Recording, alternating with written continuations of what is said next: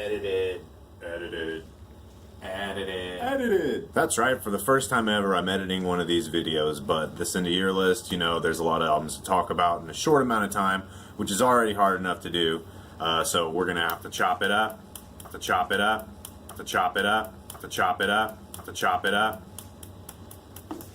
Thanks to the power of editing, you are having a much better listen of my album of the year for last year, Vault Wraith's album, Death is Proof of Satan's Power. Still holds strong this year. Fucking absolutely love this album. You're welcome. So in order for an album to make it onto this particular end of year list, of course I had to own a physical copy of it. And so because of that limitation, of course there's a couple albums that aren't going to make this list that very well could have been number one. First and foremost, we're going to give an honorable mention to the release from Cosmic Church this year, which I don't own because holy crap, that's expensive for just a jewel case CD. The new Sargeist, I don't have that one yet either, but wow, both of those could have been easily on the list. And you know, a lot of other albums that you're not going to see on my personal top 20 list that I own because I don't own it, or you know, whatever. These 20 were hard enough to get down to, so let's get into it. Number 20, we've got Slasher Dave's Frights, an instrumental, very fun release that came out on 20 bucks spin. Slasher Dave, of course, is one of the main guys, if not the main guy behind Acid Witch. But this synth album he released this year is you know, essentially like Halloween sounds, and that's what it was for me. I actually had this album playing on my front porch while the trick-or-treaters were coming. So this is forever going to be the Halloween record for me from now on. And it's just such a fun record, and it's a little different than his previous releases because it's a little more like rock and a little more like songs, I suppose, than more of just the background sound. So yeah, number 20, Slasher Dave, Frights. Number 19, we're bringing in BEORNS Hall with Estuary. What a beautiful release from this year. BEORNS Hall being that a little bit more of a like the folk black metal, really kind of like, yeah, spiritual feeling, folky black metal record. So yeah, BEORNS Hall, Estuary. Number 18, Ghost prequel. Everybody knows about this one. Ghost is no secret. It's basically a household name in generic rock music. But I do love the music from Ghost, and this album was really good. I hated it upon first glance of the Rats music video, but eventually was like, you know, this is pretty fucking original. Nobody else is fucking twirling around like a ballerina. Ugh, not that's really such a fucking golden standpoint, but the music is good and catchy, and I found myself many times returning to this album this year. So, number 18. Ghost prequel. We don't need to say much more about that. And that brings us to number 17, which is another household name in generic heavy metal. And a band that I haven't really liked anything from for many years previous, but they surprised me when they released Eonian this year, DIMMU BORGIR, coming in at number 17. Yeah, because I really enjoyed actually some of the things that people are complaining about, the choir on here. I really think sounds great, and the keyboards that people hate the sound of, I also think sounds great, and I kept coming back to this one a lot. So this is a really catchy album, and it was really good. But that video that they released for which song? Interdimensional Summit. Yeah, that's it. That music video makes me fucking sick. Oh my god. Just don't look at these guys. Just close your eyes and listen. It's okay. So yeah, that's number 17, DIMMU BORGIR, Eonian. We were just talking about this PROFANATICA, Altar of the Virgin Whore. What else is there to say that I didn't just say in my last video? A golden addition to the PROFANATICA legacy. PROFANATICA, Altar of the Virgin Whore. Number 15, GHOULES, Sinister. Again, we were just talking about this in the last video. Just a wonderful, haunting, just aggressive, sinister experience. That's number 15, GHOULES. If you want to hear me talk about that, yeah, just watch the previous video. And now we find ourselves at number 14 with DEICIDE's release of the year. Of course, this one, DEICIDE super fan. I went ahead and got a CD copy as well. But this is a wonderful return to the old DEICIDE sound that has been kind of actually missing for a while. And I'm just really, really happy that DEICIDE, all these years later, put out an album as good as Overtures of Blasphemy. But again, I mean, I have talked about this when it came out, so. Number 14, DEICIDE, Overtures of Blasphemy. Number 13, another cult classic band coming back. And I'm talking about, of course, the new Immortal, Northern Chaos Gods. They come back with a great album, which actually, initially I didn't really get blown away by it because it's so much like the old Immortal that I was just kind of thinking like, oh, it's kind of stale or whatever. But, you know, getting over that and listening to it, you know, on its own accord, this is a phenomenal piece of black metal, and it starts right out the gate. It's super catchy. It's everything an Immortal fan would want from Immortal. So if we're at number 13, Immortal, Northern Chaos Gods. And now at number 12. If you remember last year, on my end of year list, I had ENDE, Itan, however you say that, on my list. But we are so lucky that for 2 years in a row, we get to count ENDE in on our top 20 list. Well, I think it was the top 15 last year. But anyway, they released this Goeshi Funeste, however you say it. Phenomenal black metal. If you're like a, you know, Satanic War Master kind of black metal fan, it's kind of like that, you know, but just phenomenal. Front to back, ENDE, 12. Number 11, Hell, self-titled. This is going to be really hard artwork to see. So yeah, I got this on set as well. Maybe this will be a little easy to see tape for it. But anyway, this is some doom metal, definitely as fuck. Yeah, it's that same artwork. It's really hard to get a view of. But anyway, this is like terrifying doom metal. It starts out with what sounds like, you know, airwave transmission of a pilot's going down, and like most likely, you know, his last words alive, and you can just hear the fear of that guy. And then the way that his vocals are just filtered through these reverb, just really terrifying. It's really unsettling, really nervous doom metal, and that is Hell, self-titled release from this year at number 11.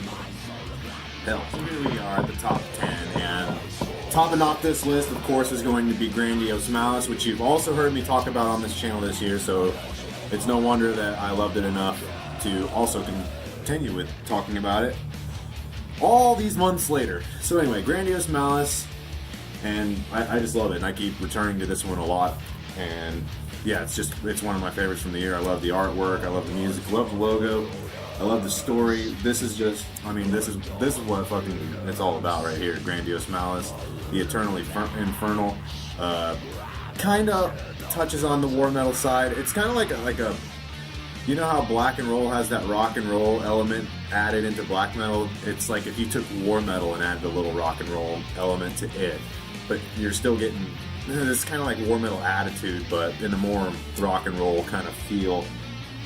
But it's still heavy as shit. I mean, that makes it sound like it's way softer than it is, but Grandiose Malice, I love it. Yeah, check out the Eternal Infernal. That's number 10. This is not a metal album at all. They're calling it doo-wop, and it mostly is doo-wop. It's kind of a swing band. It's kind of a ballroom-sounding band. But the themes are always heavily satanic, and everything about this band is heavily satanic, especially the LP version, which contains a satanic initiation ritual, essentially, at the very end. So I'm kind of going on a limb even saying that, you know, I own this record because this is technically my wife's. But we collectively love this album, and it's something that we can listen to together and really like it. The vocals sound a lot like Amy Winehouse, and again, you've heard me talk about this on this channel this year. I'm just really, you know, infected with the music of Twin Temple. I know they got a tour coming up. Unfortunately, they're not coming to Oregon, but I'm sure I'll get to see these guys eventually. And yeah, if you ever see one of these around, pick it up, or go listen to it now, even Twin Temple. I think it's self-titled, or perhaps it's called Bring You Their Signature Sound Satanic Doo-Wop. I don't know. I think it's self-titled. But anyway, yeah, that's Twin Temple at number 9. Number 8. It's no surprise that MESARTHIM makes an end-of-year list anytime they release a full-length record. This year they put out the Density Parameter. Yeah, and once again, a wonderful release of that kind of atmospheric black metal, synth heavy, very spacey. The album covers are always very Density Parameter has been no exception to these guys being fucking amazing, or this guy, I don't know. But anyway, yeah, if you like synth heavy black metal. Number 8, The Sign for Infinity, infinitely awesome, MESARTHIM. Another band that starts with the letter M. MORKETIDA.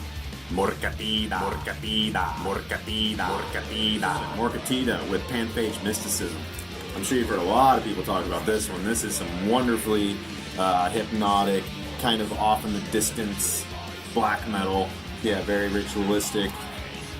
I mean, I don't know what else to say about it, but wonderfully written. Yeah, hypnotic, ritualistic black metal. MORKETIDA, Panphage Mysticism. What number are we at now? We're at number 7. Fucking number 7. The letter M. The second letter M in a row. 1, 2, 3, 4. Number 7. MORKETIDA, Panphage Mysticism. Number 6. 666. Torture Rack. Malefic Humiliation. Got the record and the tape because it's fucking awesome. This is death metal. According to this list, it's my favorite death metal release of the year, and this just in, yeah, it's fucking sick. Total fucking death. These dudes are from fucking Portland. Wonderful death metal. Yeah, total fucking death. The lyrics are hilarious and disgusting. The overall feel of this is fucking brutal as shit. I like to listen to this when I'm working out, and you know, times like that when you need to be fucking tough. Kicking some ass. This is some good kicking ass shit. It's actually good to skateboard too. I love listening to this album skateboarding. Just like their previous record. It's fucking great. It's punishing. Torture Rack. Malefic Humiliation. That's number 6. 5 albums of the year that I personally own, of course. And I know I'm discovering a lot of other great albums through all of your guys' end of year lists, some stuff I haven't listened to before. And that'll be for future discussion. But here we are, number 5. And I'm giving number 5 to Sorcerer to Glace. Their self-titled release. It was put out this year through Dread Records on cassette. I remember when it came out, I was holding out to listen to it until, you know, I had my tape, and they said to light a candle and dedicate the hour to listen to it, which I did. And now, on this 1 hour long epic, their wisdom will, of course, be spread across the universe. So yeah, self-titled STG number 5, absolutely phenomenal black metal from this year. And I'm pulling in UADA, Cult of a Dying Sun. Of course, I love this album, and anyone that knows me personally knows I'm a huge fan. And I feel like these guys have really shown their ultimate songwriting abilities here.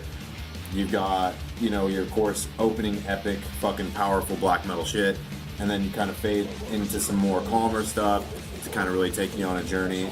And I mean, I really love the look that they had going in the recent videos. I'm really happy with what these guys got going, and I'm confident that there's more good to come even after this. So yeah, number 4, UADA, Cult of a Dying Sun. Number 3, OPHICVS, Steel Horned Gas Masked Metalhead. At first, the first time I heard this, my friend Fritchie sent it to me, and I listened to it one time, and all of a sudden, I just wasn't the same person anymore. It's like it somehow had completely changed me into a completely different person.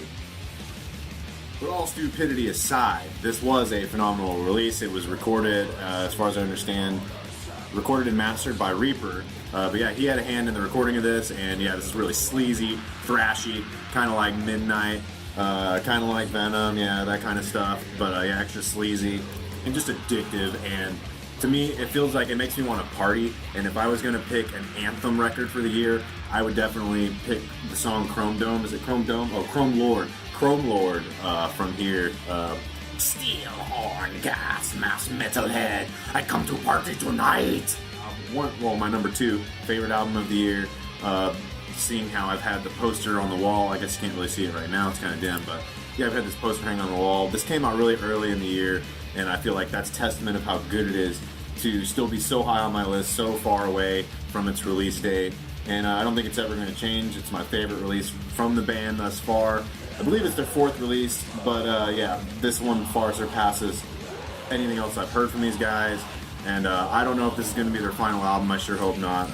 Great things to come from these guys, I hope, as soon as possible. So yeah, that's HAMFERD, Tamsin's Leichem from Faroese Islands, number 2. My number 1 favorite album of the year, all around, that I own, of course.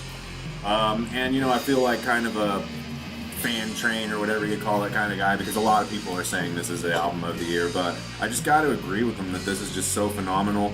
And of course I'm talking about MOENEN of XEZBETH, MOENEN of XEZBETH, MOENEN of XEZBETH, however it is, with Ancient Spells of Darkness.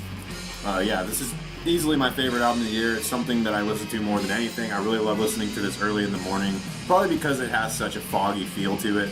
To the guitar tone especially is really foggy feeling.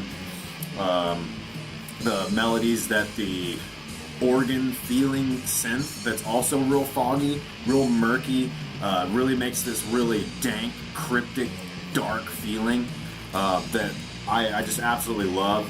And you know, I actually didn't hear this or even know about it when it came out. I recently discovered it on a friend's end of year list, him saying, you know, that it was good, and then I started seeing a lot of people talking about it. And one of the things I thought, like as soon as I saw the album cover, I was thinking, oh, that kind of looks like a Perverted Ceremony album cover. And then I heard Armijo saying that, like, oh, it is dudes from Perverted Ceremony.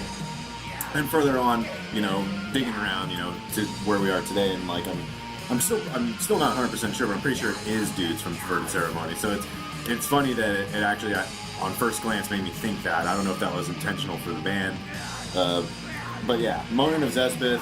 This is such a fun, such a unique and just awesome release, and this is the kind of stuff that I go for, you know, in album of the year material. So of course, you know, of course this is gonna make it. And yeah, so there's the guys, and that's really all the artwork that's involved with it. I know there's a tape, there was a Die Hard with like a patch and the stickers and shit like that, but I think it's all, you know, really, this has a poster included too of that.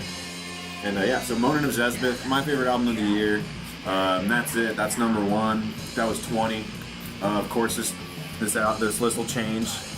I'm discovering lots of other great albums just from everyone else's end of year list, and that's it. That's the first video I got for you this year, talking about the end of the year last year.